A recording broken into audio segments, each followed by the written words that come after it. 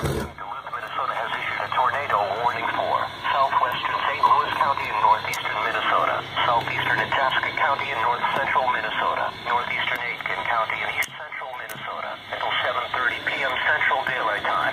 At 6:40 p.m. Central Daylight Time, a severe thunderstorm capable of producing a tornado was located near Jacobson, or 16 miles southeast of Grand Rapids, moving east at 35 miles per hour.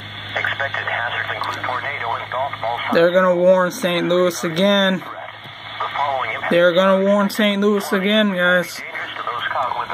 Because look at that. Some southwest heaving has grown stronger in the last scan. It would probably be not for Itasca County, it would just be for St. Louis. They have tornado possible in the tag this morning. Yes, they do. Substantial shelter and protect yourself from flying debris.